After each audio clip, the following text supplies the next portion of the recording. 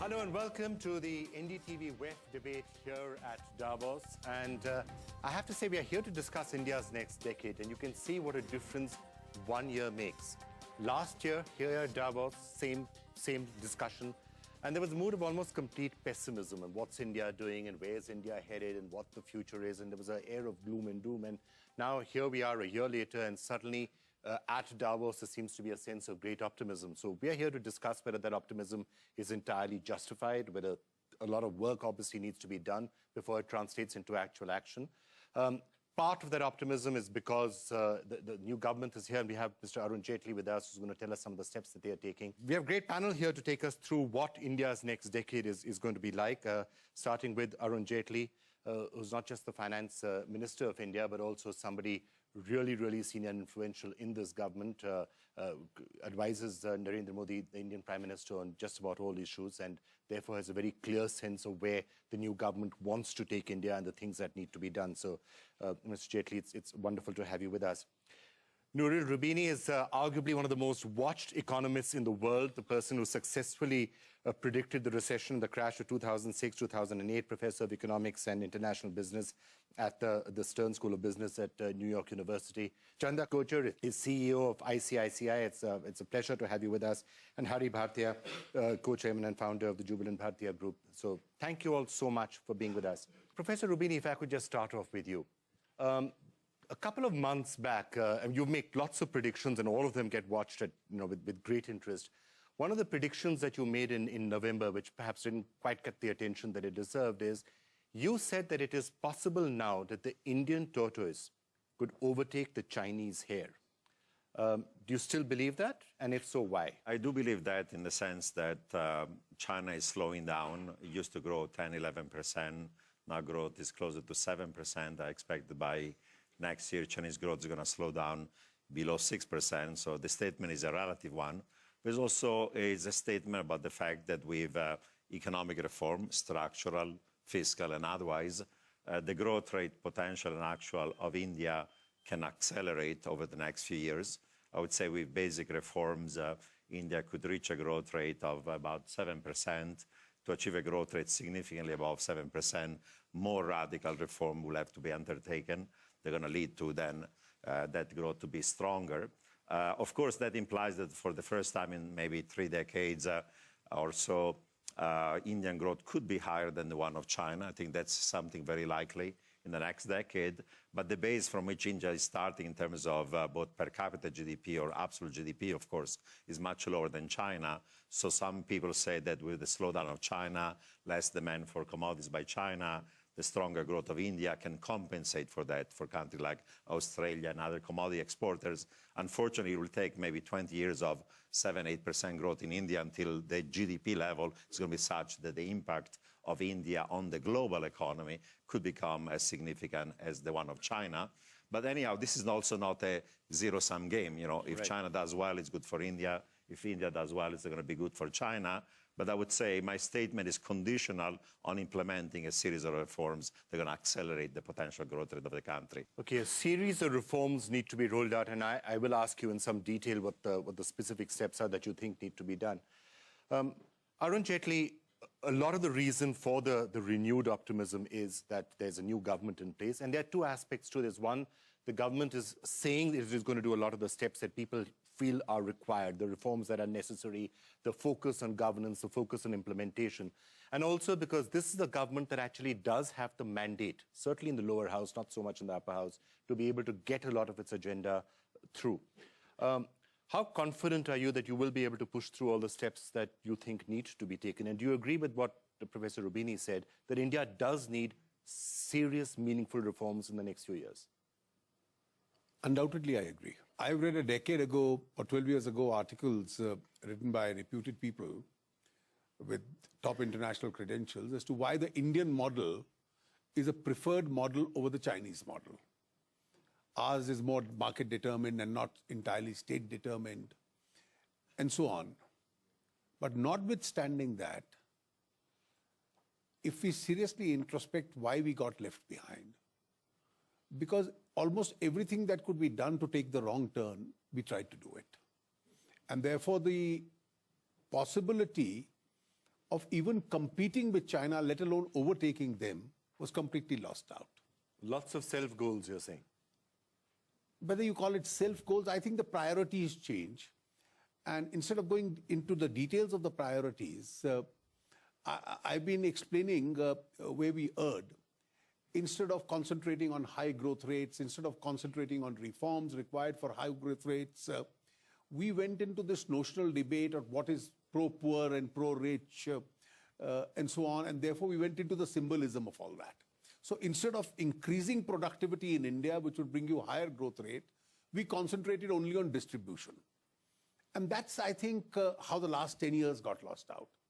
Once those last 10 years got lost out, I think history never provides you with these opportunities over and over again. But by a curious set of circumstances, this opportunity has come back to us. It's come back to us. You have a government in India which has an absolute majority in Lok Sabha.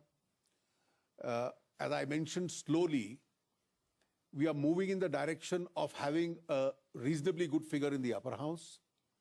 Don't forget that since the last 8 months, 7 state assembly elections have been held in India. And those who obstruct reforms have lost all 7. The pro-reform groups have won everywhere. And the 8th is currently on in Delhi. This is now coupled with the global factors. The oil prices is one important factor which goes to our advantage. The fact that economies which are competing with us to attract that investment internationally are not exactly doing very well. Okay. So with these all circumstances favoring us, I think we just have to take the right turns and not repeat what happened in the last 10 years. If we continue to do that, and the government is fairly clear, we are determined to do that, I think it's reasonably possible for us to go back to our actual capacity of a high growth rate. Chanda, Kochchar, how optimistic are you? I'm very optimistic by the fact that we are already taking the right turn. I think what is important is to continue on this path and continue doing what more is required. But I think the whole opening up of FDI into various sectors, which was not open so far, the resolve to actually solve problems around mining, whether it's coal and so on, I think that will have a very positive impact.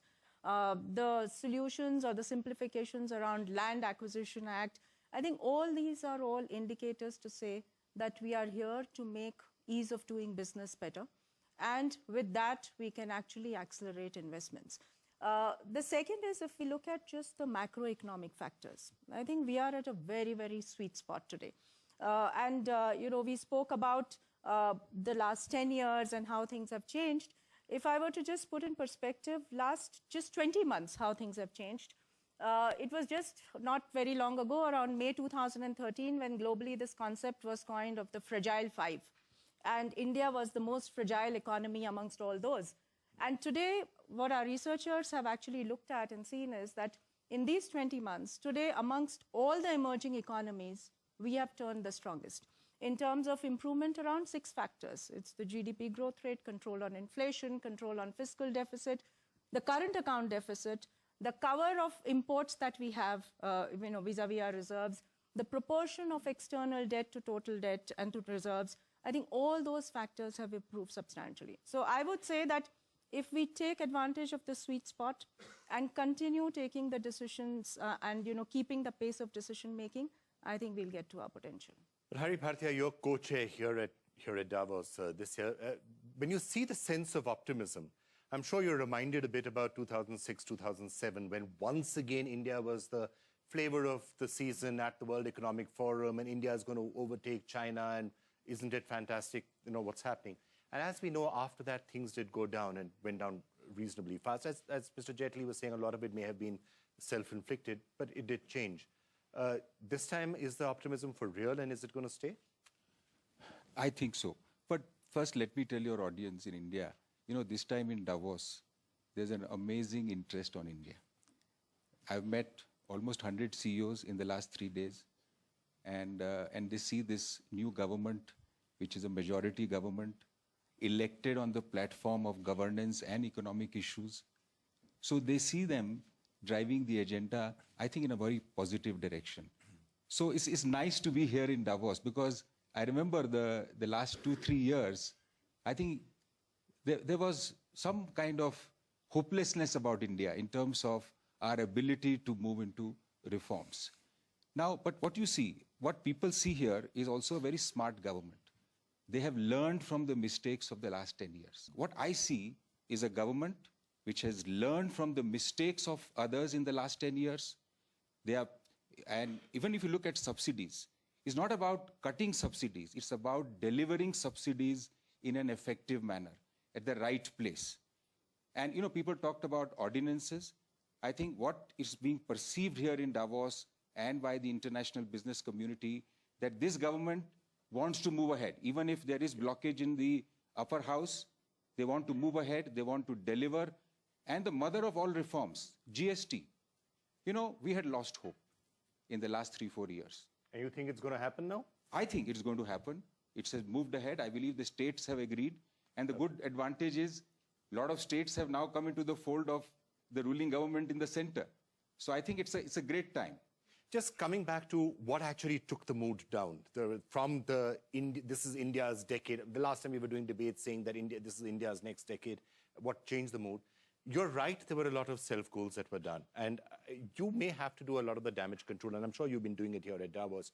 Simple things like retrospective taxation, policy flip-flops, aggressive tax administration. You yourself in your manifesto called it tax terrorism.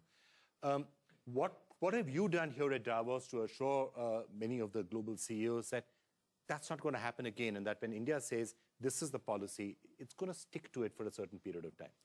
You see, it's very clever people and very competent people who come to Davos.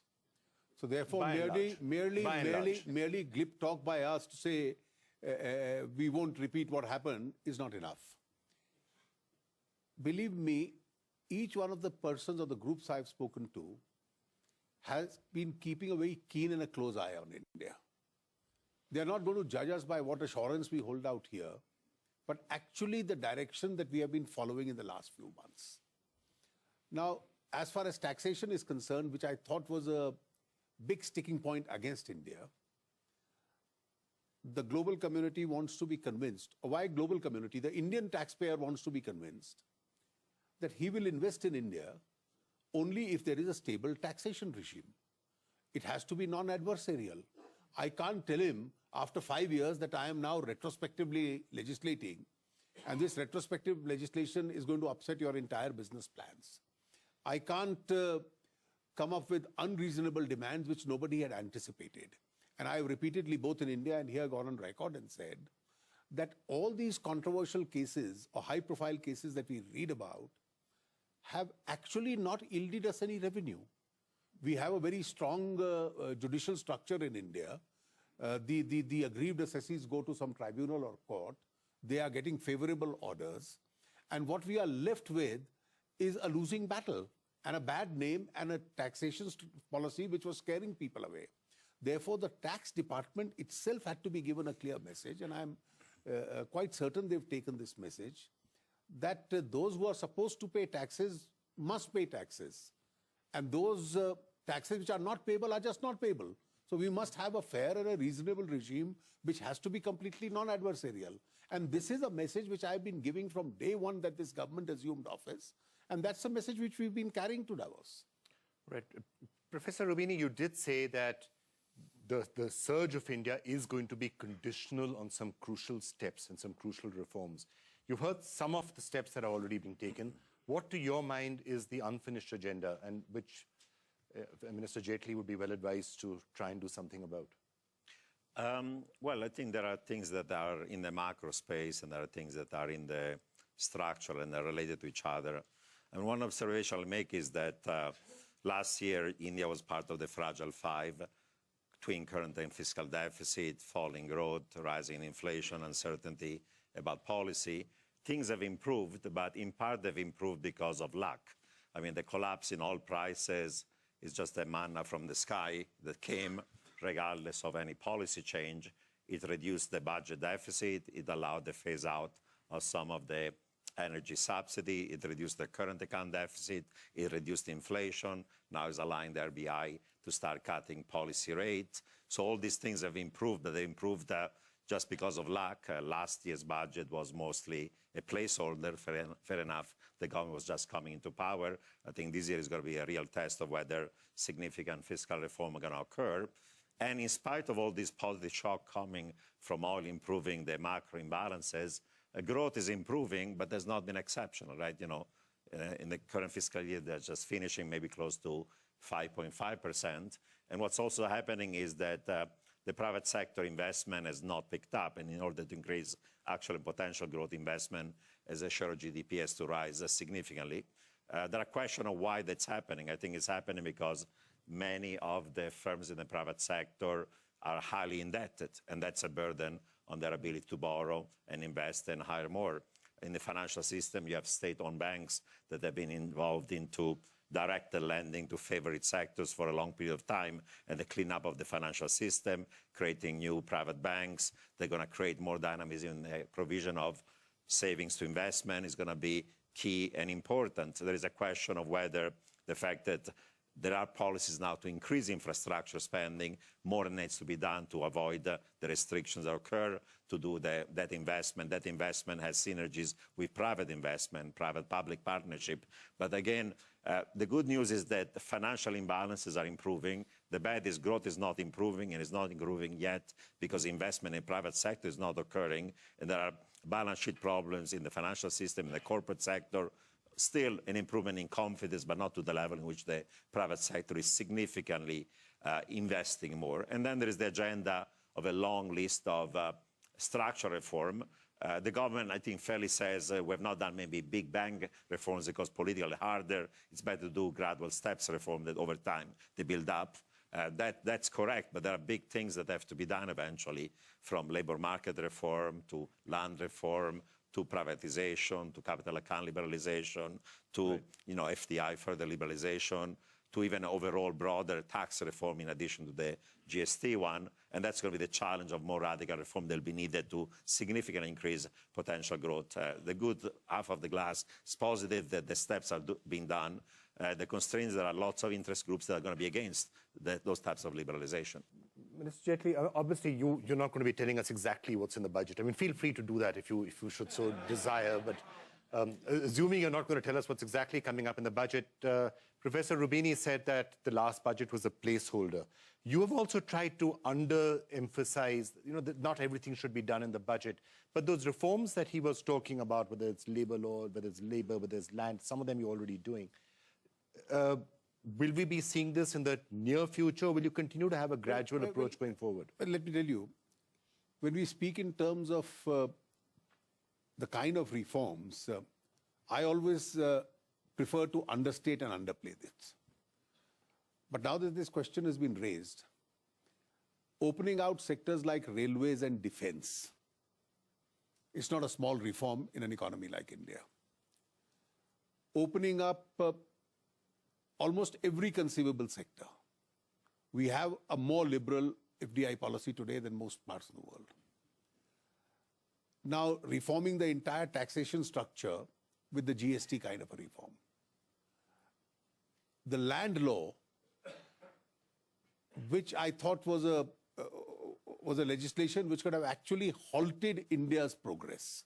It could have halted India's industrialization, infrastructure creation, township creation, housing problems, etc. In one surgical manner, we did away and reformed that law partly. It's not a small reform. The entire energy sector. Now, from 2006 to 2014, it was a complete standstill. Nothing was done. The companies which have invested into that had lost their creditworthiness. Coal was not available, which was our major resource. Now we've reformed that sector completely. Mining, a major resource, we are still with an obsolete procedure. Now to come out with a more modern legislation in tune with the times of the day was not a small reform. Now these are all steps which we've been taking to get to visit almost 22 crore out of the 25 crore families in India, barring left-wing extremism in border areas and inaccessible areas. Get every Indian to be a part of that system. And not only a part of that system, you now have started immediately, from the 1st January onward, the state support subsidies going into that system. So the leakages are going to be plugged in the first phase. My problem really is when I look at investment into various sectors and increasing it in the social sectors, etc., from the kind of revenues we earn at this modest level of growth, are all committed to a fixed governmental expenditure. In the last 10 years, we've added to that expenditure. So whether it's salaries, it's pensions, it's the defense expenditure, it's repayment of debt, and the so-called expenditure incurred because of this rights-based approach. Now, this rights-based approach was not always the most logical approach. To have an erroneous impression that you increase subsidized gas cylinders from 6 to 12, and this will completely win an election for you, it just didn't happen. Now, the consumers of gas cylinders are not the poorest in India. These are people who have a certain level of affordability.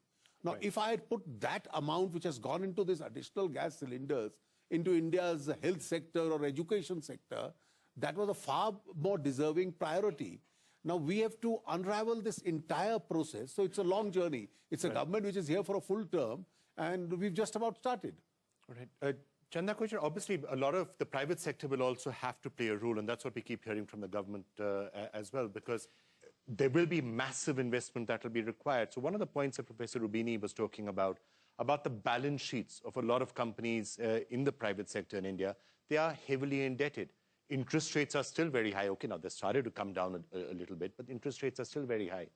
So is it going to be simple for the private sector to play its part in India's next decade, or is it again going to take time for that debt burden to be unraveled? So I think the private sector definitely has to play its part in this whole investment cycle. But to enable the private sector to play that part, the most immediate requirement is to actually unravel the existing projects. I think, the reason why the indebtedness of the Indian corporate sector has gone up is because a lot of investments are underway. The debt has been taken for those investments, and actually very good quality assets have been put on the ground. And that's the positive part of it. It's just that there are the last mile issues of either the last mile approvals or, the raw material not being tied up, for instance, coal, etc., which is not allowing these projects to generate cash flows and thereby reduce the leverage levels. We can, through direct and indirect benefits, add 1% to the GDP of the country.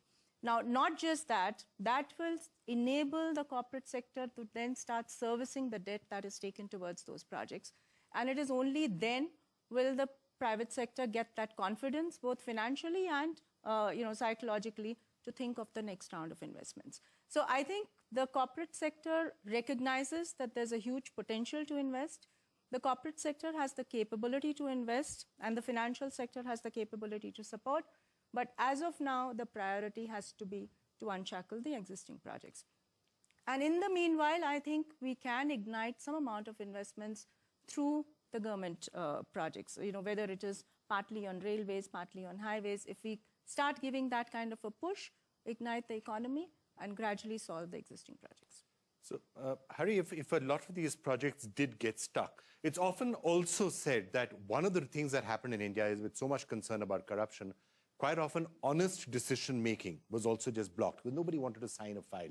Nobody wanted to put their signature on any piece of paper because, who knows who wants to get into trouble, and tomorrow the investigating authorities will come. How do you start changing that mindset?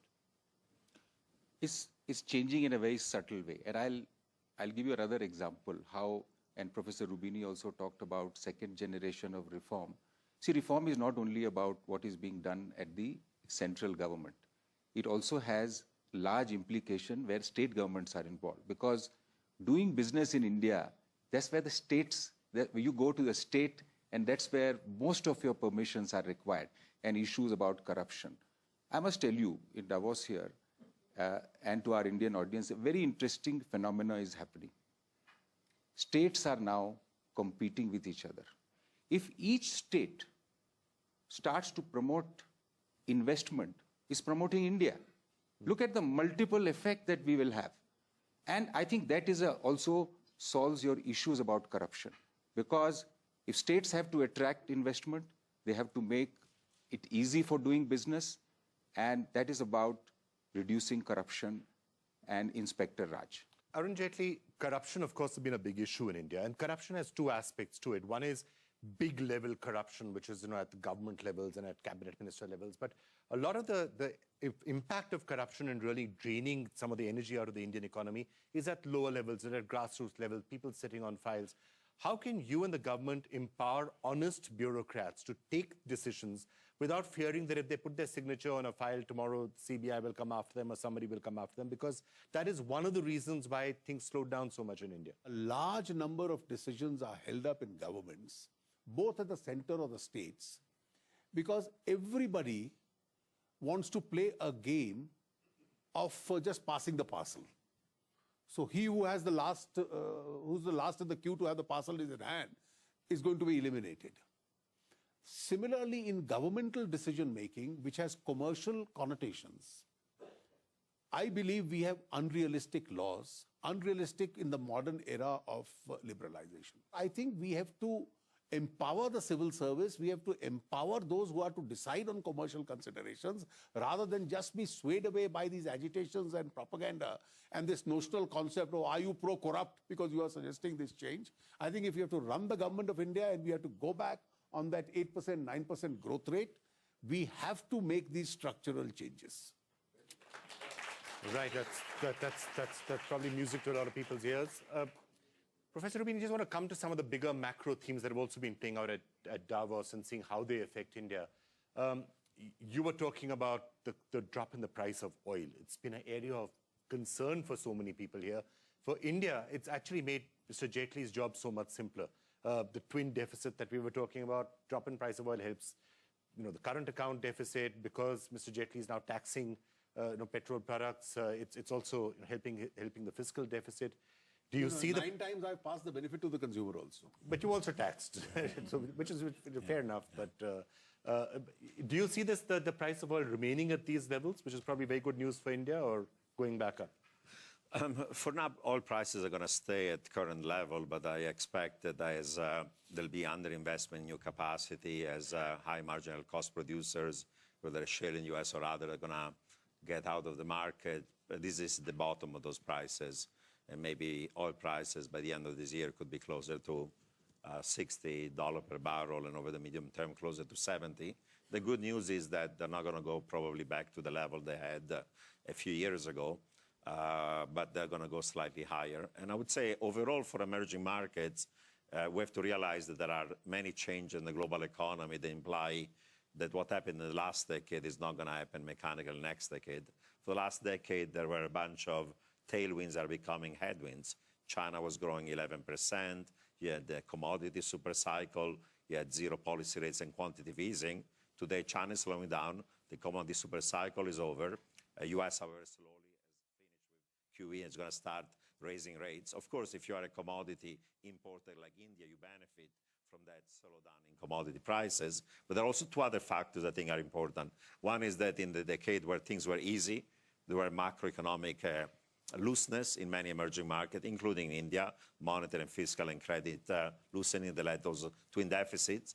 And because times were good, many governments did not do the kind of structural reform that increased the productivity of the private sector.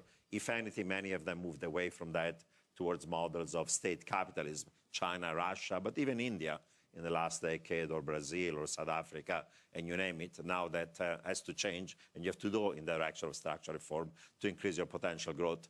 So the global outlook for emerging markets, leaving aside the fact that oil is a positive for India, is a much more complicated one, both in terms of capital flows, global headwinds, macro imbalances, need for structural reform. And I think the dividing line within emerging markets is going to be between countries like Mexico, hopefully India under the new government, and others are going to do the structural reform that are needed to increase their potential growth, and those that don't have the political institution and the social to make those important changes. At the end of the day, this is the time for doing those structural reforms. Chanda, Kochchar, another one of the themes that I've been hearing a lot here at Davos is on gender issues and gender disparities and gender gap. And obviously in India, there's been a lot of concern about the rights of women, the attacks of women, security on women. But there is a flip side too, which is that in India, unlike many other countries, there's not really the glass ceiling isn't there to that same extent. And people can rise to the top, women can rise to the top of the corporate sector without anybody thinking twice about it. What is your take on that? And I'm sure you've been asked that question often here as well at Davos. Yeah, one is, I think, on the flip side first that you spoke about, I think we as a country need to be proud to say that on this issue, at least in the corporate sector, India is doing much better than many other countries in the world. I don't know of any country in the world where the banking sector, more than 50% of the banking sector would be run by women. I think what most of these organizations have done, as I've seen all these organizations, is just to create a level playing field between men and women. So this is really on the corporate side. But of course, on the other side that you spoke about, the safety, the security of women and so on, I think we need to do a lot more. As companies, we focus on doing this for our own women employees. But yes, we need to continue to do that. So Bhartia, the other thing we've been hearing a lot about, obviously, is inclusion and making sure that there is inclusion, and also digital inclusion, which is the next big thing that people are talking about. Because as the internet keeps on growing, well, people just get left behind if they don't have access to proper, good quality digital infrastructure. No, but one thing that has changed this digital inclusion part is the smartphone population is increasing quite a bit. So what you see is in villages, in cities, in urban India, that everybody has access to telephones. And now that cell phone gives you a lot of digital access. But definitely, if 4G comes in, and if the rates remain competitive, and the penetration of the mobile telephony increases, certainly it will impact, I think, in the digital part of India, it will certainly impact. But one of the challenges continues to remain for our growth is obviously this new set of youth population that is coming into the job market, and their employability and their education, because we have double impact. A rural India, which is, 50% of people are employed in the agricultural economy with 15% as part of GDP. It's not sustainable. So they are coming into the urban part to find jobs, and while the new set of young people coming into the job market. The biggest challenge that we have is how do we make them employable? And I think that's where business and entrepreneurship can play a very important role. Obviously, employment is going to be a big concern going forward. And there is, of course, this overlying theme that as the world is becoming more and more digital, what does that by itself mean about the nature of a corporation, the nature of business? Now, yesterday we did hear Google, Facebook, Microsoft, all of them were saying that the greatest public good now is going to be the internet and having broadband access to everyone. And the suggestion was made, which I must get your views on the fact that spectrum should actually not be licensed or sold, but should be given away free because it's such a major public good. That dents your fiscal deficit a little bit, so that's why I wanted your reaction. I just now answered your last question by saying when institutions of governance became weak, the others took over. You try selling spectrum free in India, I'll be in Patiala House courts for the rest of my life. That's the law which has been declared by the Supreme Court. Now, these discretions in Indian society have been taken away from the government. Now, if a government is to legitimately decide at some stage that to encourage a particular sector, the input cost has to be reduced so that the consumers get it cheaper. Now, these are all decisions which have to be restored back to governance on a policy primacy. Now, unfortunately, we've had, as a hangover of the last 10 years, judicial parameters being laid down. So I don't think with the law as laid down in the 2G case in India, anybody would either risk or even dream of doing that. I mean, that was actually exactly the point in 2G, which at that time you did argue that, why was this done in a particular manner? So you don't see that happening in the near future. Well, I don't think with the law as it is today, anybody is going to even take a chance as far as that is concerned. All right, before I turn to the audience and get some views from here, I just wanted to ask each of you, what could possibly go wrong? And we should be always watchful at a time of optimism to see what could possibly go wrong, and therefore what is it that we should keep our eyes open from. Hari, why don't you start, and then I'll come this way. What do you think could go wrong in India?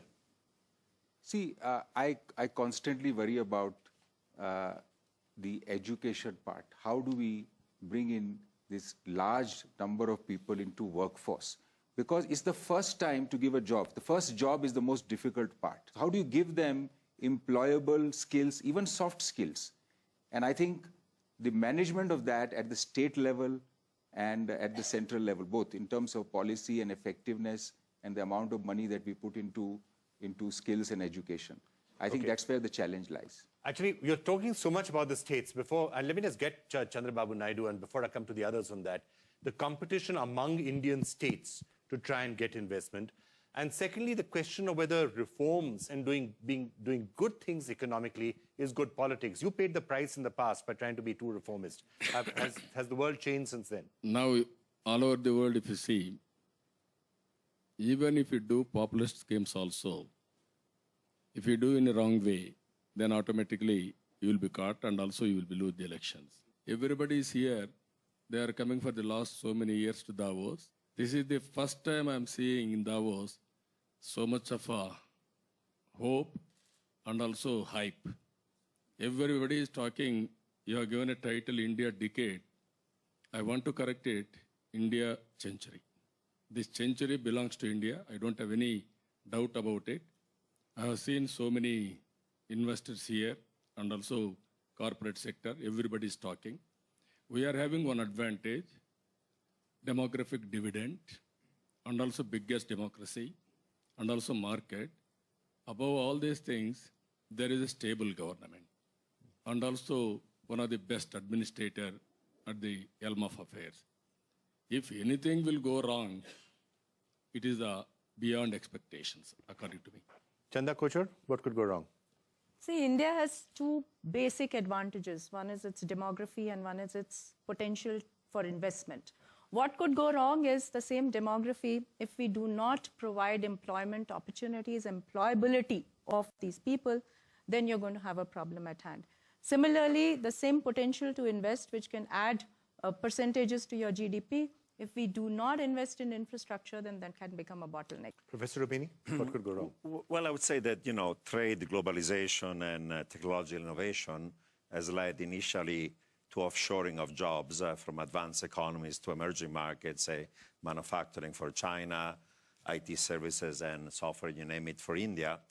But things are going to change, and the pace of change is going to be radical. Today, a radiologist in Mumbai can do the same job as a radiologist in New York for 1/5 of the salary, but tomorrow there may be a piece of software that can do it better and cheaper than anyone around the world. So this is a time in which initially trade and globalization pushed jobs into emerging markets, but now technology is becoming increasingly capital-intensive, skill bias, and labor savings. Even in China, millions of manufacturing jobs are going to be lost because Foxconn is going to go into automation. Now, India has an advantage that still labor costs are very low, and you can have a build-up of manufacturing or services. It's also a domestic economy.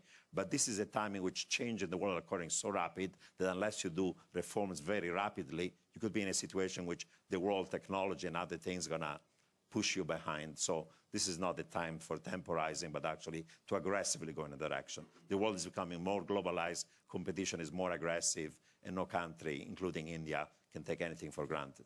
Mr. Jaitley, one of the questions that I'm sure you've also been asked here at Davos, as I have, is that is social cohesion a possible problem looking forward in India? Because even linked to your government and your party, there is a certain right-wing and economic thinking which helps with all the decisions and the reforms and the other measures that you're talking about. There's also a right-wing when it comes to religious or social factors, which could potentially lead to other sort of problems.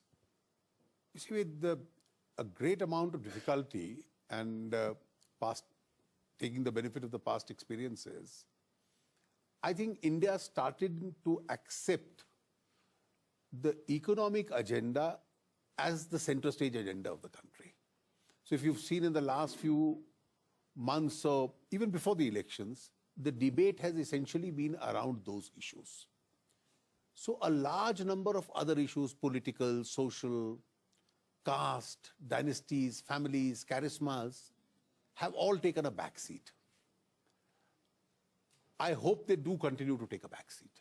So religious strife, issues and like therefore, when you ask me what can go wrong in a country like India, we must not allow this center stage agenda to be derailed or deflected under any circumstance. Now, if any of the other things happens and somehow we trip, the last government tripped when it came to corruption. If you remember a similar example in 1984, the government came up with, under Mr. Rajiv Gandhi, with great hope. First 2 years were reasonably good. And suddenly the government tripped and then nothing seemed to be working. I think we have to be extremely careful that this roadmap that we've set for ourselves, we should determinedly, doggedly go on to this and not allow agenda to be taken over by any of the other factors which have currently taken a backseat. Including potentially your own supporters. Well, including potentially, and that's why the Prime Minister was the first one to take a strong line against them. All right, let me turn to other people in the audience. It is truly impressive, the number of reforms that are being done and the pace at which it is being done. Do you think there is enough depth in terms of the number of people that you have, in terms of the depth of the bureaucracy to kind of implement all of this at the pace at which you would like? Or is it something that's going to be slow and it's going to take time, in which case you might want to condition people to expect that we're not jumping to 8% growth in the next year? All right, great. Mr. N.K. Singh, you had a comment? My question is to comment a question or whatever it is to Professor Roubini. That in terms of exogenous variables, which the Finance Minister has himself conceded has been one of the favorable factors to propel the India story, what are the probabilities which you feel that the world could once again tip over? And apart from the factor of oil, in terms of the export market shrinking, in terms of the appetite for risk, in terms of foreign investment, what would you say are the probabilities of risks of that kind, of an exogenous nature, which India must protect itself? All right. Mr. Hinduja, you had a question or a comment? Your prediction for the world global economy has been so accurate. I'd like to know, what is your future prediction for the global economy? How do you see the world? Well, I would describe the global economy like an airplane that has 4 main engines. One is the US, the other one is the Europe, Eurozone, the third is Japan, the fourth one is China. The good news is the US is recovering and doing better. The Eurozone has been stalling in terms of growth, near recession, deflation. We'll see what the action of the ECB will do. Japan made a policy mistake by front-loading his own fiscal consolidation, and now they have to postpone it. And China is slowing down quite sharply. My view is going to slow down more sharply than otherwise. Now, in the case of India, it's a less open economy than others, so it's more sheltered from global shocks, but the economy is going to open up much more given the policies to trade, to foreign direct investment, and so on. And there are certainly 2 channels of transmission, among others, that are important. One is financial flows. The country still runs a current account deficit, has to attract portfolio and financial capital. If the Fed were to exit faster than otherwise, if risk aversion because of what's happening in the world will lead to risk off rather risk on, you could have capital outflows rather than inflows. That's going to increase the cost of capital for India. Secondly, right now, oil prices are low, commodity prices are low. That on net benefits India, that is a net commodity importer. But you can tell scenario, even geopolitical, of shocks that could lead to a shock to supply of oil, energy, or other commodities, and therefore those are the 2 channels through which the world, among others, is expanding. And finally, as you open up more, of course, being able to also grow not just through domestic demand, but net exports becomes more important, and what happens in the rest of the world affects the competitiveness of the country. You also have a lot of foreign currency liabilities of some elements of the financial system and the private sector. If the dollar was to strengthen too much, those balance sheet effects could add to the financial constraints that the corporates and the financial institution would face. India is not the first country to take the route to reform. There have been several others before us. So I would ask the panel, what are the 2 things we can easily emulate rather than reinventing from successful reforms elsewhere? And what are the 2 things which India will be well advised not to do, having learned from the mistakes of others? One of the key points that is being brought up was about employment. Mr. Minister, it would be useful for us to hear about entrepreneurship, because that is a real multiplier for job creation. All right, fine. I'm going to get thoughts on all of that from the panelists here. But Mr. Amitabh Kant was sitting out here. I want to respond to the Make in India campaign that you've been doing out here. Has it been getting receptive noises here at a time when If you can get a mic to him. So how many factories have moved to India in the last I think it's important to realize that we're in a globalized world. And, if India is to compete, India has to be a very efficient manufacturer. And India has to compete in several areas. It has to get into areas of biotechnology, nanotechnology, advanced manufacturing, but it also has to get into labor-intensive manufacturing in a very big way. And we are focusing on many of these areas. But I think the key thing to all this is the huge focus and emphasis on ease of doing business in terms of just sheer scrapping of rules, procedures, acts, rules, laws. And to my mind, over a long period of time, that will give India the competitive edge. All right, I'm told we have to wrap, so maybe some quick final thoughts from you on some of the questions and themes that you've heard. Well, two particular points. I don't find any resistance from the civil service or the bureaucracy in India. And I see, particularly if the government and the political executive is absolutely clear about what course to pursue. With regard to laterally inducting talent into the government or into the system, I think governments in India have been increasingly open to it. The last government also in some measure tried to do it. After all, they got the governor of the Reserve Bank as the chief economic advisor at that time. We've got the new chief economic advisor. We've got the vice chairman of the Niti Aayog. And I'm quite certain before the factories move to India, the best minds also must be available to the government of India irrespective of where they are. In terms of incentivizing manufacturing, it's very much on our agenda. Even though we had only a few days during the last budget, we did give to MSE, MEs and so on several incentives because we wanted the sector to pick up. And that's a priority which is fairly high on our agenda. All right, well, thank you all so much for being with us. We're talking about the mood in India. It's certainly upbeat. It's certainly positive. May well become a lot more upbeat if India actually wins the World Cup in a couple of months from now, which doesn't seem... Actually, I should ask you that question. You've been so involved with cricket. Who do you think is winning the World Cup? Quick guess. I'm not so sure what kind of pitches the Australians and the New Zealanders have prepared. New Zealand, the pitches I'm particularly scared of. All right, so... Meanwhile, let's work hard enough to make the winner of world economy as India. All right, so whatever happens in the World Cup, make the winner of the world economy India. Maybe that's an easier bet right now. Thank you all so much. It was a pleasure having all of you.